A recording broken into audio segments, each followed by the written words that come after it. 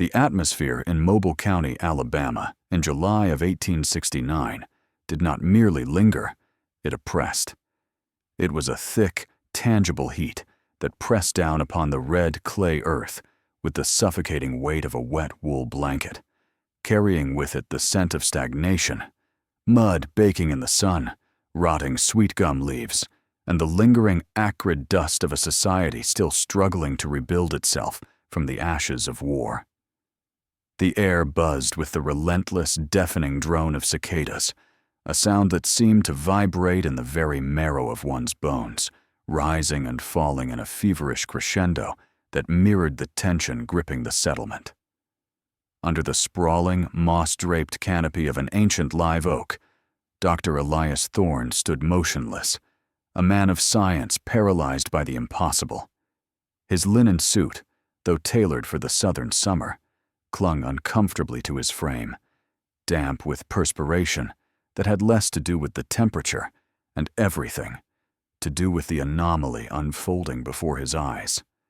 Thorne was a man who worshipped at the altar of empirical evidence, a physician who believed that the human body was a machine of levers and pulleys, blood and bile, entirely explainable through dissection and observation. Yet, as he watched Isaac and Jacob, two young freedmen standing in the dapple-gray light of the afternoon, the foundations of his medical library began to crumble. The twins were lean, their faces etched with the stoic caution common to those who had survived the auction block and the overseer's whip. They did not look at one another. They stared out at the dusty road, their eyes fixed on a horizon no one else could perceive, their posture rigid and unnervingly identical. Then it happened, a gesture so subtle a layman might have missed it.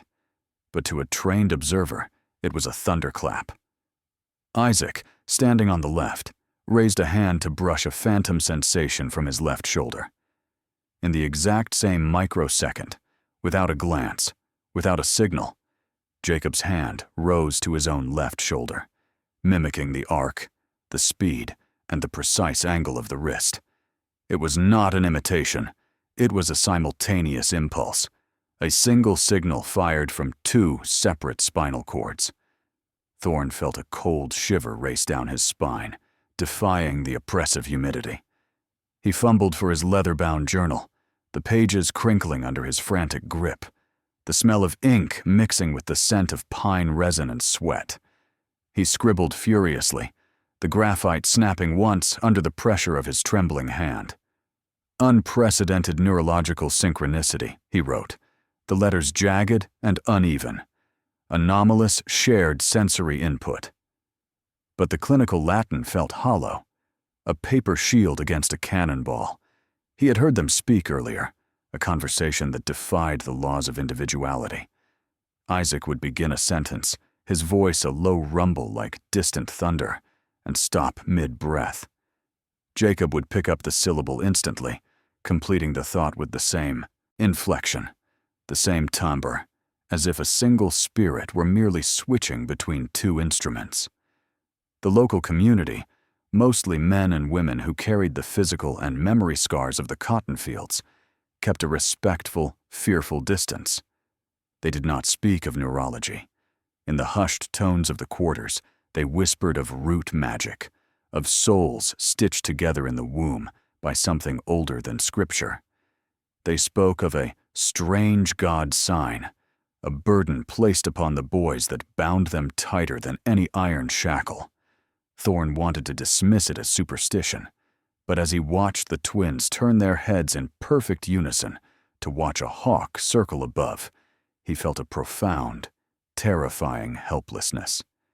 He was a doctor with no diagnosis, a scholar standing on the edge of a cliff where the map of human anatomy simply ended, leaving him staring into a void that stared back. Welcome, friends, to the archives of the forgotten, where we light a candle in the vast, darkened library of American history to read the pages that were torn out by time. We are here to uncover the narratives that lie buried under layers of dust and deliberate silence, stories that were whispered in fear rather than written in ink. Today we do not merely recount the brutal chronology of slavery or the turbulent, ash-strewn years of Reconstruction. We are embarking on an investigation into a phenomenon that challenged the very bedrock of science and faith. We journey to the Deep South, to the sweltering heat of Alabama in 1869, a place where the air hangs heavy with moisture and the scent of turning earth, and where the scars of the Civil War were still fresh upon the land. Here, amidst the social upheaval and the humid oppression of the cotton fields, a mystery unfolded that left learned men trembling and a community in deep bewilderment. This story concerns two brothers, Isaac and Jacob, identical twins born into the chains of the Caldwell plantation, who claimed a bond so profound it violated the known laws of human existence. They asserted, and terrified witnesses testified, that their minds were inextricably linked, a single consciousness inhabiting two separate bodies. Imagine the sensation of a cold draft on your skin, only to realize the window is closed, and it is your brother, standing in a room 50 yards away, who is shivering in the winter wind. Imagine feeling the sharp sting of a bee, only to find your own skin unbroken, while your twin cries out in the fields. This was the haunting reality for Isaac and Jacob. It was not a parlor trick performed for coin. It was a lived, visceral existence, documented by perplexed physicians who watched, with shaking hands and furrowed brows, as the twins breathed in unison, their pulses sinking like the ticking of a cursed clock. Doctors of the era, men who prided themselves on their rationality, men who smelled of carbolic acid, stale tobacco, and arrogance, found their cold steel instruments useless against this enigma. They scribbled furiously in their journals, the scratching of their quill pens the only sound in rooms thick with tension, trying to categorize a connection that defied anatomy. Was this a profound psychological fracture, a desperate defense mechanism forged in the fires of trauma, where the mind shattered and reformed across two bodies to survive the lash?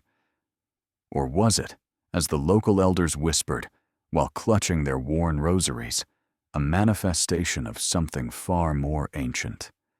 Was it a spiritual tether that stretched back across the ocean, a root magic that bound them beyond flesh and bone, leaving a trail of inexplicable phenomena that haunted their family through generations? As we unravel this 12-part saga, we will walk the dusty floorboards of the slave quarters, hear the rustle of the wind through the cotton bolls that witnessed their birth, and stand in the sterile, frightening silence of the examination rooms where they were prodded like specimens. We will examine the faded, yellowing pages of medical diaries that speak of sympathetic resonance and unholy unions. This story forces us to confront the limits of human perception. It asks us if we truly understand the isolation of the individual, or if there are bonds that transcend the physical barriers of the skull and skin. I invite you to join our congregation of truth seekers. Stay with us as we peel back the layers of this mystery, for the truth is often stranger than any fiction. If you believe that history holds secrets that logic cannot explain, I urge you to subscribe to the channel and ring the bell, for we are about to descend into a story that challenges the very definition of the self. Share your theories in the comments below. Was this a miracle, a curse, or a medical anomaly lost to the ravages of time? Let us walk this path together, into the heart of the darkness, to find the light. The year was 1845, and the night of July hung heavy over Marengo County, Alabama. It was a suffocating, tangible heat that seemed to press the very breath out of the world, laden with the moisture of the nearby river and the relentless drone of cicadas hidden in the dark canopy of the oaks. On the Caldwell plantation, far removed from the white-columned elegance of the main house, a small, weathered cabin stood silhouetted against the indigo sky. Inside, the air was thick, carrying the metallic scent of blood, the earthy aroma of drying herbs hanging from the rafters, and the acrid smell of a single tallow candle sputtering in the stagnant gloom. The walls, rough-hewn from cypress logs, seemed to absorb the tension in the room, enclosing the occupants in a space that felt less like a home and more like a vessel for suffering and endurance. Sarah, a young enslaved woman whose face shone with sweat and exhaustion, gripped the coarse wool of her bedding. She did not scream. On the plantation, silence was a learned survival instinct, even in the throes of agony. Her labor had been long, stretching through the sweltering afternoon into the depths of the night. Hovering over her was Mam Ilara, the plantation's oldest midwife. Ilara's hands, gnarled like the roots of the ancient trees outside, yet possessing a gentle, practiced dexterity, moved with a rhythm born of decades of service. She muttered low, rhythmic incantations, fragments of a language lost to the ocean crossing, mixed with practical reassurances, her voice a low hum that competed with the crackle of the dying hearth fire. When the first child emerged, a collective exhalation rippled through the two other women assisting in the shadows. It was a boy, small but vigorous, his skin slick and dark in the firelight. Ilara worked quickly, her movements sharp and sure, severing the cord and cleaning him with a rough cloth. She named him Isaac in the quiet of her mind, before handing him to a neighbor to swaddle. The fire popped, sending a shower of sparks upward, illuminating the relief on Sarah's face as she slumped back against the straw mattress, believing her ordeal had concluded. The room began to settle, the tension dissipating into the humid night air. But the respite was a deception. Within moments, Sarah's body arched again, seized by a contraction so violent it seemed to tear at the very fabric of the room. Ilara's eyes widened, the deep lines of her face carving into expressions of genuine alarm. There had been no sign of a second heartbeat, no distension to suggest a pair. Yet, nature demanded its due with terrifying urgency. The second birth was rapid, almost desperate, as if the child was fighting to bridge a gap that had momentarily separated him from his kin. It was Jacob. However, it was not the surprise of the second birth that froze the blood in Mam Ilara's veins. It was what happened in the seconds following. Across the small room, Isaac, who had been squalling with the indignation of the newborn, suddenly fell silent. He did not drift into sleep. He ceased all movement. His tiny, unfocused eyes snapped open, fixing on a point in the dark, soot-stained rafters that no one else could perceive. At the exact second Jacob drew his first ragged breath, a tremor passed through the cabin, not of the floorboards, but of the flesh. Ilara watched, her breath catching in her throat, as a synchronized shudder racked both infants simultaneously. It was a violent, physical resonance, like two strings on a violin vibrating to the exact same bowstroke, despite being separated by 10 feet of space. Ilara cleaned Jacob, her hands trembling ever so slightly, a weakness she had not shown in 40 years of midwifery. She looked from one boy to the other. There was no cry of greeting from the second child, nor a return to weeping from the first. They lay in their respective wrappings, breathing in a terrifying, absolute unison. The rise and fall of their chests were perfectly matched, defying the chaotic, individual rhythms natural to newborns. The old woman felt a chill that the July heat could not touch, a coldness that settled deep in her marrow.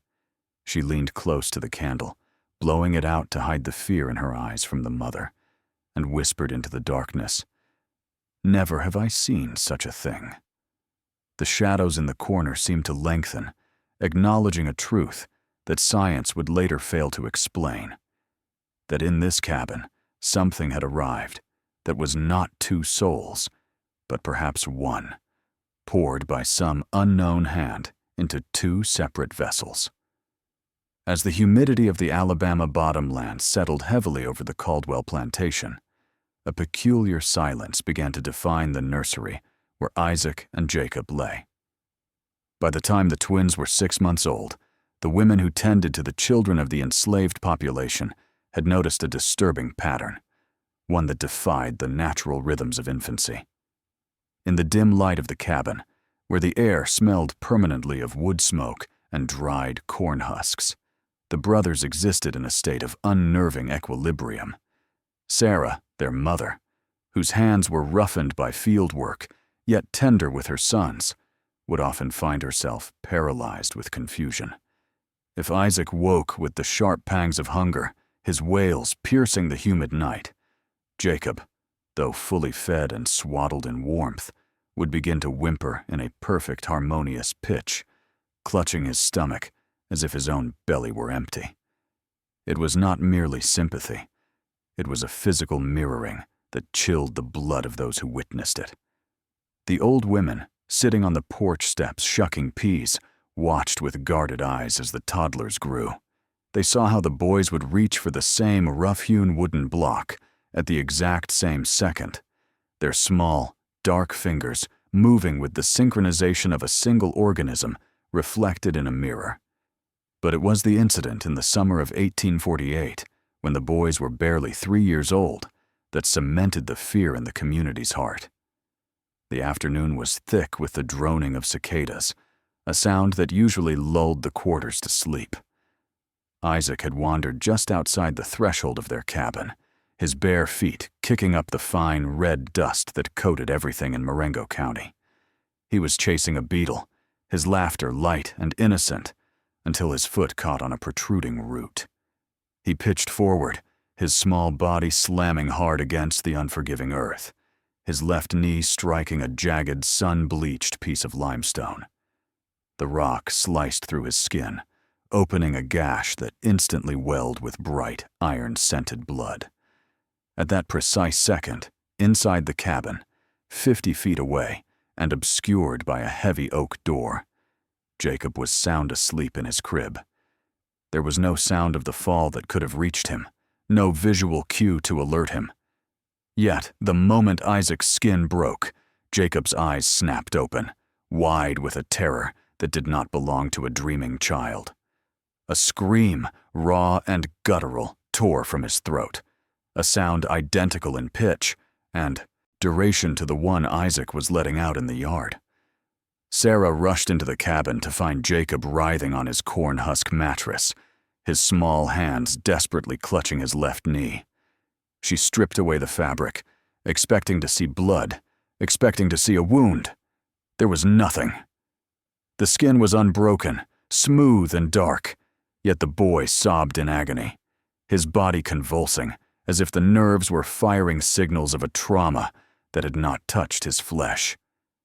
Outside, as a neighbor carried the bleeding Isaac in, the metallic scent of fresh blood mingled with the musty odor of the cabin, creating a sensory dissonance that made Sarah lightheaded. Ma'am Alara, the plantation's oldest midwife, stood in the corner, her silhouette framed by the harsh sunlight streaming through the cracks in the walls. She did not move to help. She only watched, her weathered hand clutching the charm bag at her neck. Her eyes, clouded with cataracts and ancient wisdom, tracked the invisible thread that seemed to vibrate between the two boys. To her, this was not a medical curiosity. It was a spiritual transgression. She whispered to the other women that the boys were not two souls, but one spirit stitched poorly into two vessels, forever doomed to echo the other's suffering. From that day forward, the atmosphere around the twins shifted. The other enslaved children, sensitive to the unspoken currents of the quarters, began to give Isaac and Jacob a wide berth. They would stop their games of tag or marbles when the twins approached, unsettled by the strange, static energy that seemed to radiate from them. It was as if the other children could hear the silent, invisible conductor that orchestrated the twins' movements, a ghostly rhythm that played only for Isaac and Jacob, isolating them in a world where the boundary between self and brother had completely dissolved. Silas Caldwell was a man governed by the cold arithmetic of cotton and flesh. To him, the enslaved population of his Marengo County estate were figures in a leather-bound ledger, their value determined by muscle density and endurance. He possessed no patience for the folklore that circulated among the cabins, dismissing the whispers of root work as the fantasies of the uneducated. However, by the time Isaac and Jacob reached their 6th year, the peculiar geometry of their existence began to intrude upon Caldwell's pragmatic reality. It was a stifling afternoon in late spring, the air thick with the cloying scent of magnolia and the sharp tang of curing tobacco, when the anomaly forced itself into the master's view. Isaac, a spindly boy with eyes too old for his face, was struggling across the yard with a cedar bucket meant for the field hands. The heat was a physical weight, pressing down on the red clay earth until it cracked. Isaac stumbled. His bare foot caught on an exposed root, and the bucket tipped, sending gallons of precious water splashing into the dust, instantly turning the parched ground into a dark, bloody slurry. Caldwell, watching from the shaded veranda, felt a surge of irritation at the waist. He barked a sharp, thunderous rebuke, his voice cracking like a whip across the silent yard. Isaac flinched, freezing in place, but it was not Isaac's reaction that arrested Caldwell's attention. 50 yards away, near the smokehouse, Jacob was sitting in the dirt, playing with a handful of stones. At the exact moment Caldwell's shout hit the air, before the sound could have reasonably registered as a threat, Jacob violently recoiled. He threw his hands up to shield his face, his small body convulsing as if he, and not his brother, had been the one standing over the spilled water. The smell of sudden, sharp fear seemed to radiate from him, a metallic scent that cut through the humidity.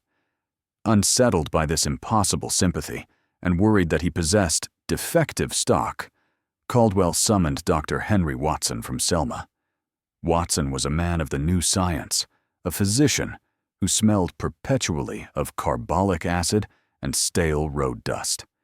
He arrived in a carriage coated in the gray grime of the Alabama roads, carrying a satchel of instruments and a skepticism as rigid as his starch-stiffened collar.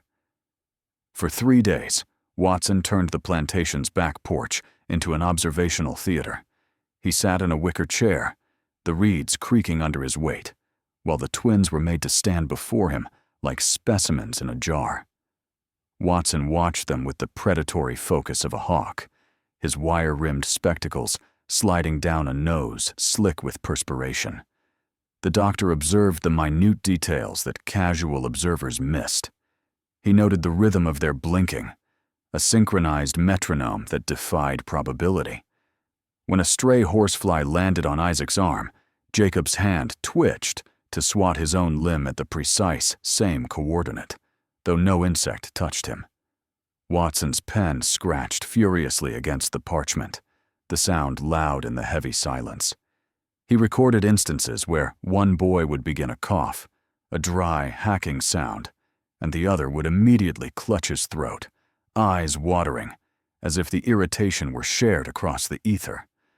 There were no signals, no glances, no secret language. It was, as Watson wrote in a script that grew increasingly jagged, a single nervous system inhabiting 2 distinct vessels. He tested their reflexes, tapping a hammer against Jacob's knee, only to see Isaac's leg jerk in the adjacent chair.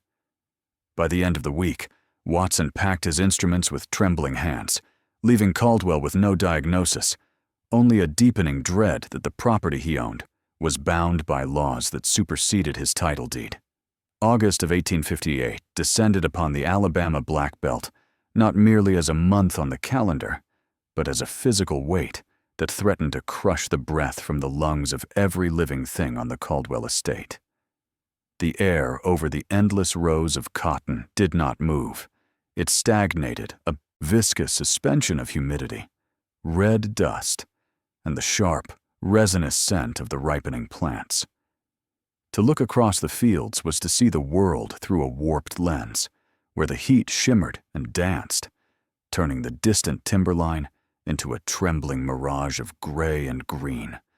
The cacophony of cicadas was deafening, a relentless, sawing drone that seemed to vibrate inside the very bones of the workers, drowning out the scuff of boots and the rustle of dry leaves. 13-year-old Isaac and Jacob moved through this atmospheric furnace with the grim, mechanical rhythm demanded by the harvest. They were no longer the small children who had played near the cabins. Years of labor had begun to harden their frames, though their faces still held the softness of youth.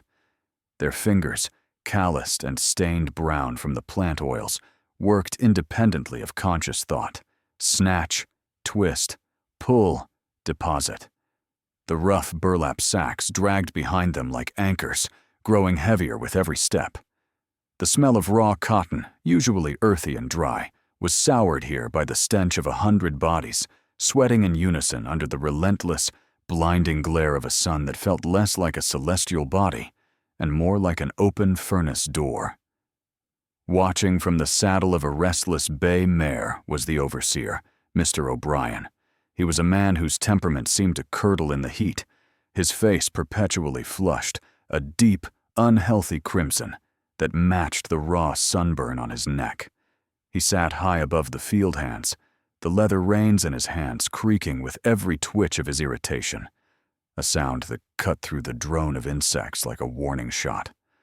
O'Brien was known not for efficiency, but for a volatile cruelty that arrived without preamble. He chewed on a piece of tobacco, his eyes scanning the line for any break in the rhythm, any sign of weakness that he could exploit to assert his dominance over the suffocating afternoon. It happened in the span of a single, ragged breath. Isaac, overcome by a wave of dizziness that turned the world gray at the edges, stumbled. His foot caught on a tangled root hidden beneath the soil, and for a fraction of a second, his motion ceased. The heavy basket listed, threatening to spill its white harvest into the red dirt. He righted himself instantly, terror flooding his veins, but the pause had been noted. O'Brien did not speak. He did not offer a warning or a reprimand. The violence was immediate and practiced. The heavy bullwhip uncoiled from his saddle horn with a serpentine hiss, snapping through the stagnant air before biting into the flesh of Isaac's back with a crack that sounded like a pistol shot. The linen of Isaac's shirt parted instantly. The leather tip carved a jagged path across his shoulder blades, and he cried out, a sound of pure, unadulterated shock and agony. But what froze the blood of every witness was not Isaac's cry. It was the echo. 10 yards away, separated by 2 rows of cotton and empty air, Jacob collapsed into the furrow as if struck by the same invisible hammer. His body convulsed violently, dust pluming around his knees as he hit the earth in perfect synchronization with his brother. From Jacob's throat tore the exact same scream, identical in pitch, duration, and timbre, a harmonic of suffering that defied the laws of acoustics. O'Brien froze, his arm still raised, the whip dangling limp and spent at his side. The field hands nearby ceased their labor, eyes wide with a terror that had nothing to do with the overseer and everything to do with the unnatural tableau before them. Jacob lay face down in the dirt, his body trembling with the aftershocks of a blow he had not physically received. But the evidence of the connection was about to manifest in a way that would haunt the plantation's lore for decades. Slowly, horrifyingly, the thin, sweat-soaked fabric of Jacob's shirt began to darken. A stain bloomed across his left shoulder blade, mirroring the position of Isaac's injury exactly. Then, the fabric tore. It did not rip from an external strike. It split from the pressure of the flesh beneath it.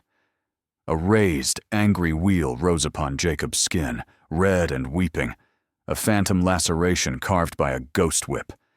The smell of copper and fresh blood rose in the hot air, identical from both locations.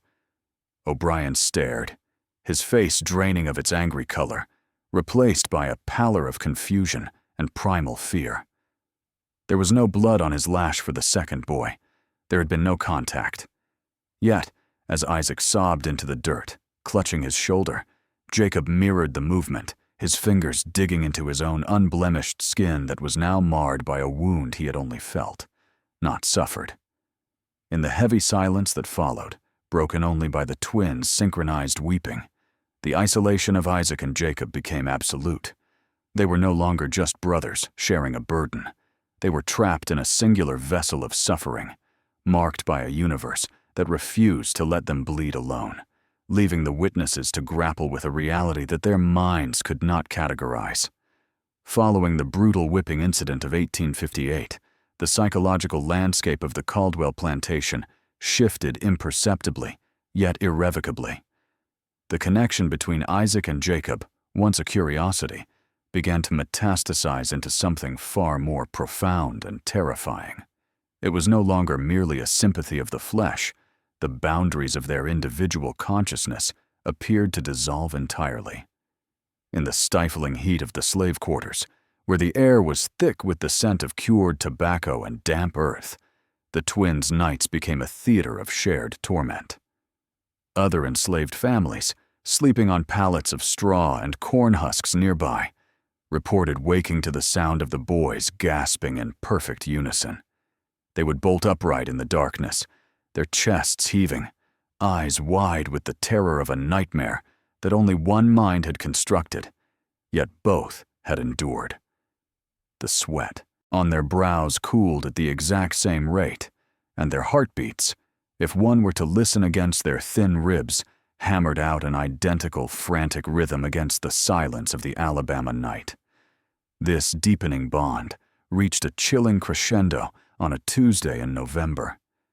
The air was crisp, carrying the sharp, resinous smell of pine needles and impending winter. Isaac had been tasked with clearing timber on the northern ridge, a dense patch of woodland nearly a mile from the main quarters. He was alone, the rhythmic thwack of his axe against stubborn oak echoing through the stillness of the forest. Back in the quarters, the atmosphere was domestic and quiet. Jacob sat on the dirt floor of a cabin, shelling dried peas into a tin basin under the watchful eye of Mrs. Clementine, an elderly woman whose hands were gnarled like the roots of the trees Isaac was felling. The room smelled of boiling greens and wood smoke. There was no warning, no sound from outside, no messenger running from the fields.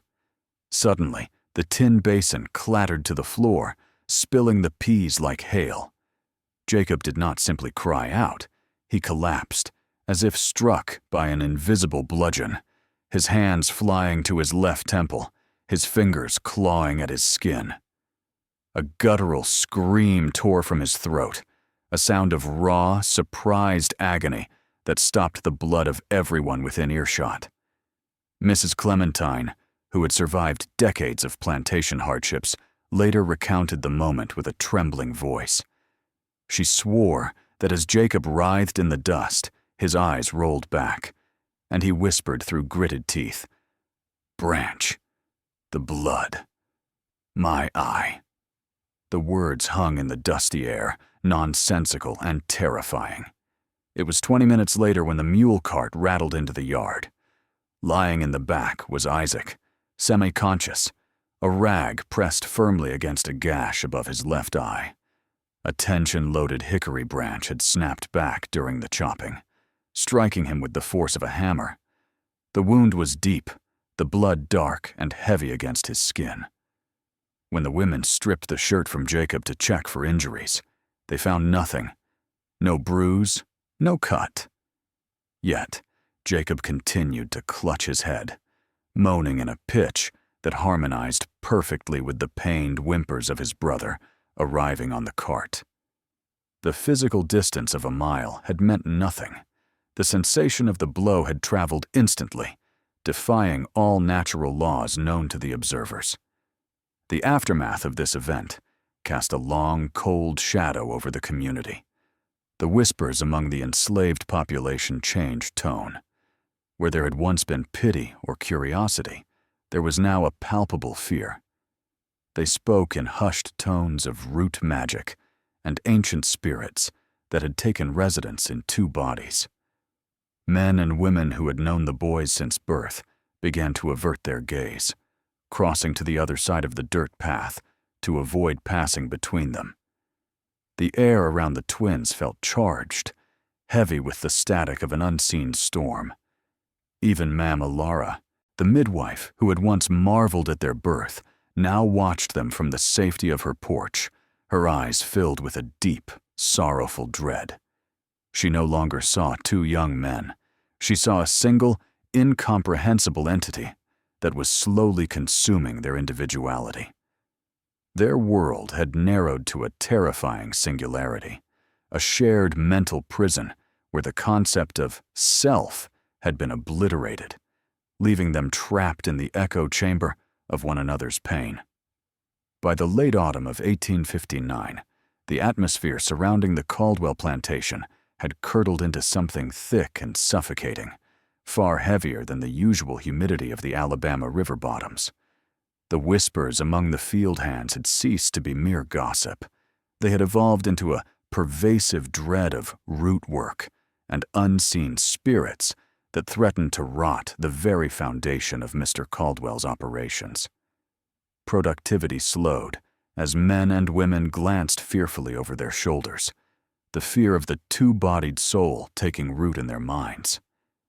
Desperate to salvage his reputation and restore order to a workforce paralyzed by superstition, Caldwell decided that the anomaly of Isaac and Jacob had to be categorized, explained, or broken. He summoned Dr. Henry Watson once more, demanding a finality that previous visits had failed to provide. The physician arrived in a carriage coated in road dust, carrying a heavy leather satchel that smelled of camphor, stale tobacco, and cold iron. He brought with him a renewed, almost feverish intensity, armed with tools designed to measure the intangible. A crude, calibrated grip tester, a reflex hammer with a weighted lead head, and a primitive sphygmograph to record the pulse. The examinations were moved to the stone-walled smokehouse, a windowless structure where the air was cool, damp, and smelled permanently of hickory and cured meat, a clinical dungeon improvised for the sake of isolation.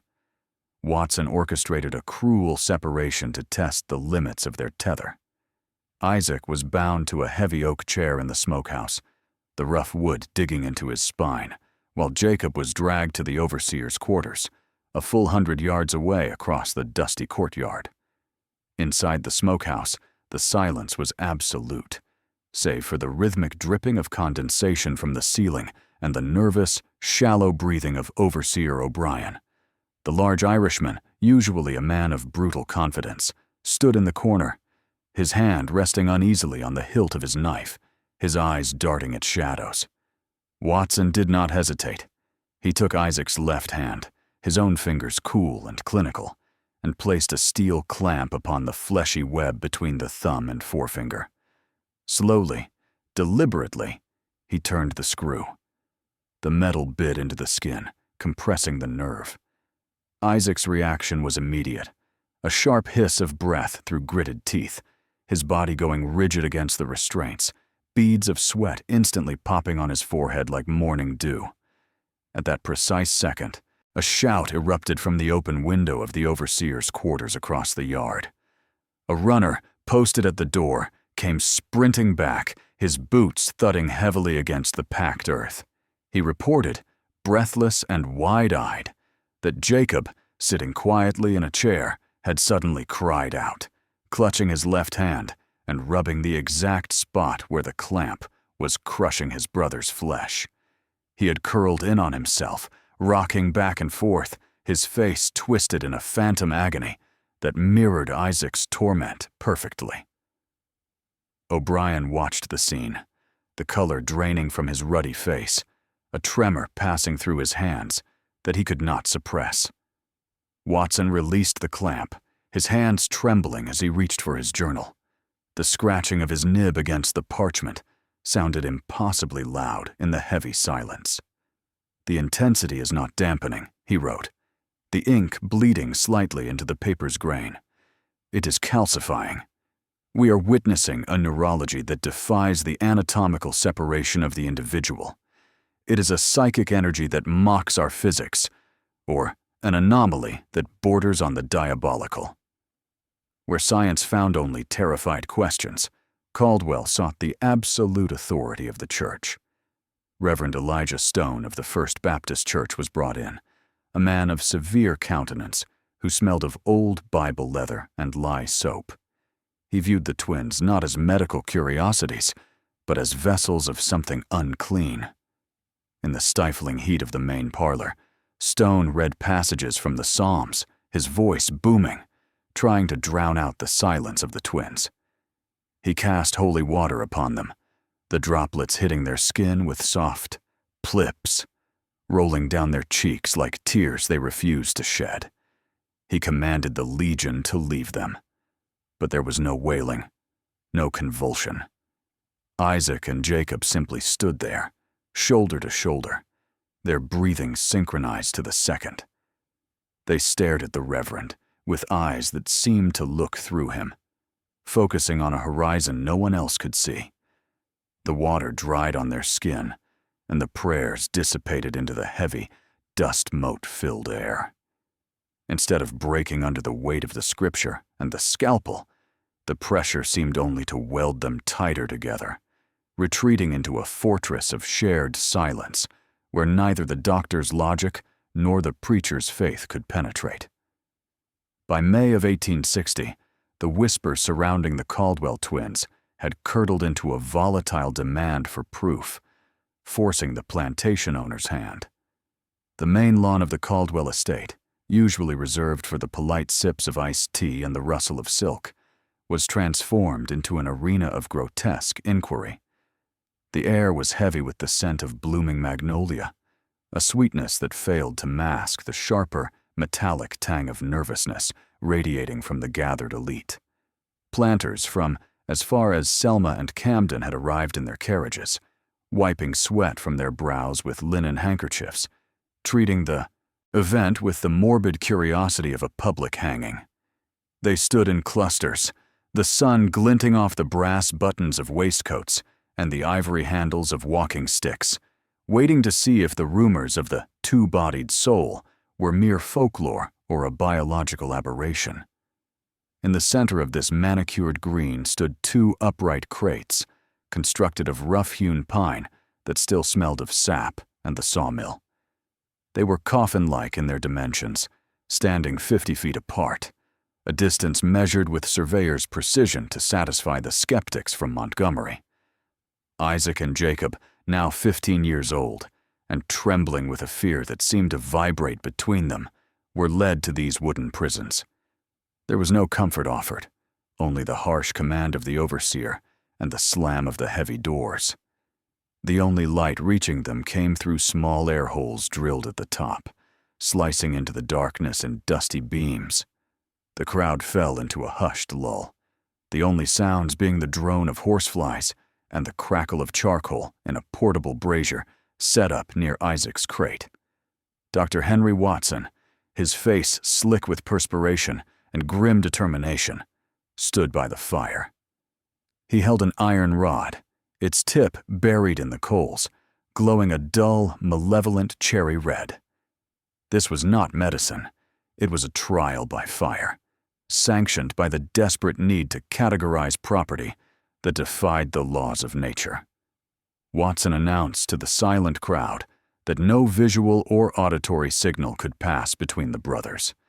He withdrew the rod, the heat distorting the air around it in shimmering waves, and approached Isaac's box. Through a modified access panel, he seized the boy's left hand, exposing the palm to the humid air. The smell of burning charcoal drifted over the lawn, mingling with the perfume of the ladies who leaned forward. Fans paused in midair.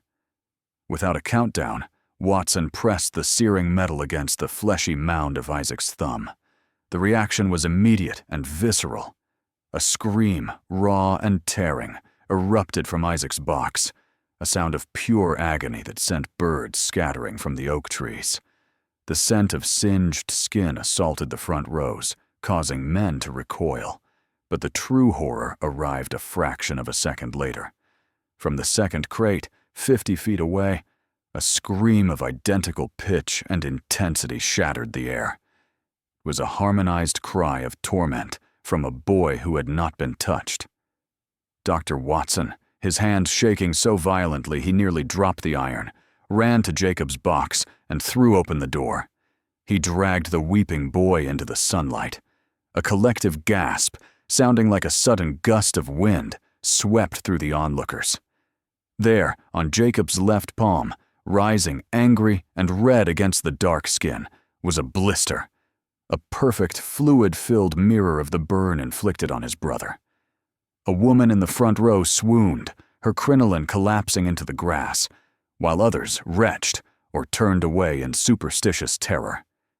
Mr. Caldwell stood, pale and rigid amidst the chaos, the triumph of the demonstration turning to ash in his mouth. He looked at the twins, sobbing in unison, and realized with a cold dread that he did not own two slaves, but a single, indivisible entity that the fire had only served to weld tighter together. The aftermath of the demonstration was not the scientific clarity Caldwell had hoped for, but a chaotic retreat into denial. The heavy, cloying scent of ozone mixed with the undeniable stench of seared flesh hung stagnant over the manicured lawn, an olfactory testament to the impossible that refused to dissipate with the afternoon breeze. The silence that followed the twins' synchronized screams was shattered by the frantic rustle of silk and crinoline as the wives of local dignitaries recoiled in horror. Mrs. Abernathy, a woman of stout constitution, crumpled onto the grass, her smelling salts rolling uselessly away across the turf.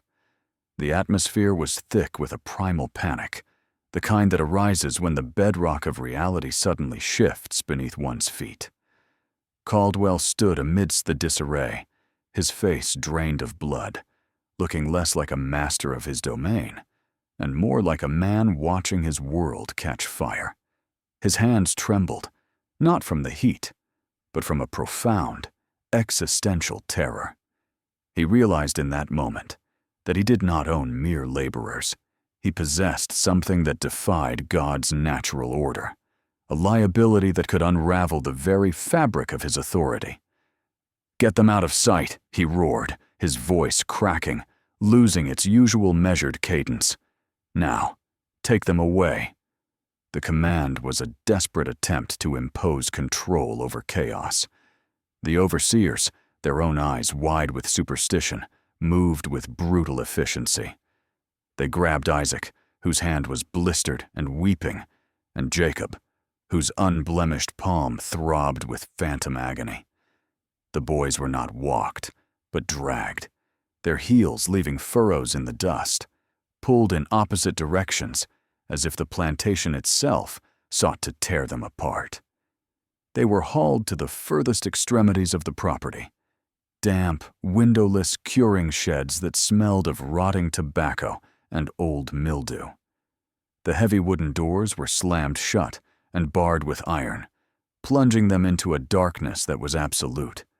Caldwell hoped that physical distance, miles of cotton fields and timber, would sever the invisible cord that bound them, or at least silence the terrifying echo of their shared existence.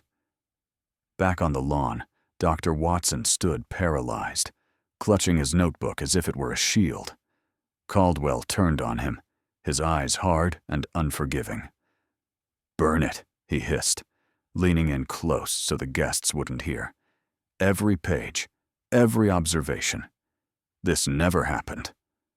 Watson, shaking, watched as his life's work, the ink still wet on the page recording the miraculous transfer of pain, was condemned to the flames. Reverend Stone, clutching his Bible with white-knuckled intensity, paced the perimeter of the gathering, muttering about diabolical interventions and the need for immediate spiritual cleansing. But Caldwell had no patience for sermons. He needed silence. As the carriages were hastily summoned and the guests began to flee the scene, Caldwell moved among them, forcing a strained, unnatural smile. He spoke loudly of ventriloquism and elaborate parlor tricks, weaving a narrative of deception to cover the truth. He dismissed the mirrored burn as a sleight of hand, a clever ruse designed to frighten the superstitious. He threatened the staff with floggings should they speak a word of the day's events. He was burying the truth under layers of fear and fabrication, desperate to turn a supernatural reality into a forgotten ghost story. By 1869, the landscape of Alabama had been irrevocably altered. The scars of the Civil War etched not only into the earth, but into the collective psyche of the South. The grand, whitewashed facade of the Caldwell Plantation, once a symbol of impenetrable power, had succumbed to neglect. Its fields were choked with briars and kudzu, and the main house stood hollow, a skeletal monument to a collapsed era. Yet, while the physical structures crumbled, the secrets they housed refused to turn to dust. In the nearby town of Selma, the air in the abandoned office of the late Dr. Henry Watson was stagnant, heavy with the smell of mildew, old varnish, and the distinct metallic tang of dried ink. It was here that Dr. Caleb Finch, a young physician with a penchant for preserving the medical history of the region, found himself sifting through the debris of a life left behind. The room was dim, illuminated only by the harsh, slanted rays of the afternoon sun cutting through the gaps in the boarded windows, illuminating dancing motes of dust that swirled like suspended memories. Finch had been cataloging the contents of a heavy oak desk, its wood warped by humidity, when his knuckles rapped against the back of a drawer and elicited a hollow, dissonant sound. Driven by instinct, he felt for a latch, his fingers brushing against rough, splintered wood until a false bottom clicked open. Inside, nestled in a bed of dry, crumbling tobacco leaves, lay a leather portfolio. The leather was cracked and stained, bound tight with a piece of oil-soaked twine that felt greasy to the touch. As Finch untied the knot, the silence of the room seemed to deepen, the distant sounds of carriages and street vendors fading into a muffled hum. He opened the folder, revealing a stack of papers that were yellowed and brittle, covered in the frantic, jagged handwriting of a man writing by candlelight in the grip of terror. These were the private journals of Dr. Henry Watson. Finch began to read, his eyes widening as the clinical detachment of the early entries gave way to a narrative of profound disturbance. He read of the birth of Isaac and Jacob, of the inexplicable synchronization of their infancy, and of the brutal day in the cotton fields, involving the overseer's whip. But it was the entry, dated May 1860, that made Finch's blood run cold. Watson described the public demonstration with visceral detail, the smell of sulfur and burning flesh that had permeated the humid air, the collective gasp of the crowd that sounded like a sudden gust of wind, and the undeniable mirror image burn that had blossomed on Jacob's palm without a single flame touching him.